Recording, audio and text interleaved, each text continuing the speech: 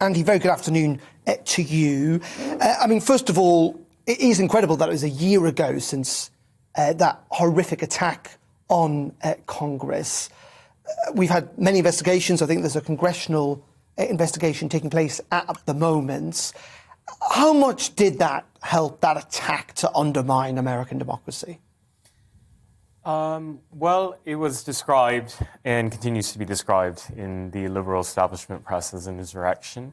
But if you look at the charges against the suspects, none of them have actually been charged with insurrection, which is a federal crime. And that should tell you what you need to know. What was it then if it wasn't an insurrection? It was a riot. A riot. Criminal activity. Yep. There are many falsehoods what happened that day was horrible and a disgrace to America. But it wasn't insurrection, and treating it, I think, as how the Democrat establishment call it, the darkest day in America. I think that's treating it as like a partisan political something to just sort of kick around. And you can see bits of that in the speech that the president just said. Many falsehoods continue to be repeated about it. The number of people who died, there were 5 people who died. The only homicide out of the 5 is that of Ashley Babbitt, who was shot as she was climbing through the window by an officer. The other 1 died of a drug overdose, and 3 others died of unrelated health issues.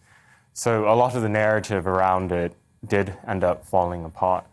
But fundamentally, the narrative that seems to have led to this awful day, as you would agree, seems to be President Trump's repeated attempts to claim that this election wasn't won, which, as President Biden's pointed out, he is, after all, in the White House, have been proven time and time again to be wrong. And fundamentally, very few people, even within the Republican establishment, seem to think that President Trump actually won.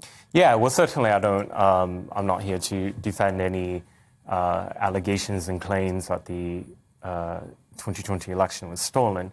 But I think what the public needs to remember that who started this game was the Democrat establishment. Back in 2016, immediately after Trump was announced to be the winner, the response wasn't just that the election was stolen because of a collusion with a foreign entity, Russia.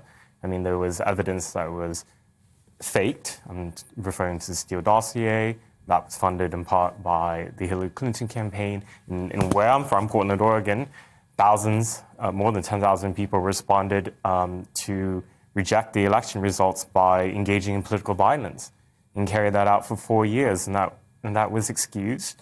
And in the 6 months leading up to the 6th of January last year, there were deadly political violence that was being carried out by people ostensibly on the left and far left, doing it in the name of Black Lives Matter and anti-racism and anti-fascism.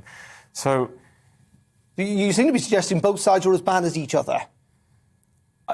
I don't think it really matters who's worse than who. What I'm just saying is that if the position is that political violence is wrong, that is a position that our political leadership needs to take, then you can't ignore the months of deadly unrest that was carried out in America. But there is a difference here in the sense that, when President Trump stood up and said we need to fight like hell and there needs to be a strong response in front of a crowd that then went on to storm the Capitol building in a riot, that as the President of the United States, he has to take some form of responsibility for that.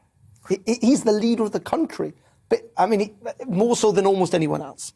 I agree. At the same time, I also believe that before the trial against Derek Chauvin had even started, there were Democratic politicians who described George Floyd's death as a murder when that evidence wasn't presented yet as a trial, and that incited violence as well. So let's look at American democracy. Clearly there is real concern that we could see more stuff like we're seeing now on screen, that is of the attack on the Capitol building. How likely do you think that is? It was an attack on democracy insofar that of the location, right? This is where Congress is. But when I look at what happened that day and just compare that, it was A riot and an attack on federal U.S. property. Where I'm from in Portland, Oregon, for an entire month in July of 2020, every night there were thousands of people who were attempting to burn down U.S. federal property, U.S. federal courthouse. And that was excused by the local elected government, as well as many politicians at the national level who told Trump to remove the federal officers who were sent to protect that property. So a lot of this, to me, seems, again, just like a political football and a partisan game.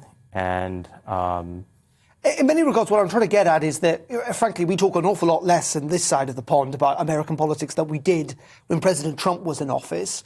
You're right in pointing out there was a hell of a lot of violence on lots of sides in lots of states in the United States over the last year. That seems to have dissipated somewhat since President Trump has left the White House.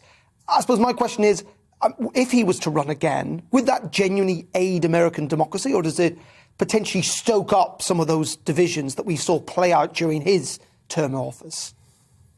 Well, given that he's still refused to, his legacy, I think, is that of ignominy, in that he's continued to reject the legitimacy of the last election, and many Americans feel that way. I think if he was to re-enter politics again, that would be polarizing for America.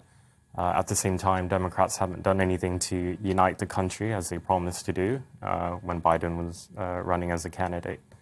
And just very finally, many people outside the United States, but inside as well, feel that this plays into the hands of Moscow and Beijing, this great eternal division in the United States. Is that something that you share? Yes, absolutely. I mean, a divided America domestically is a weakened America. And you can see that, we're being attacked, culturally, socially, politically, and the whole world order is being shifting.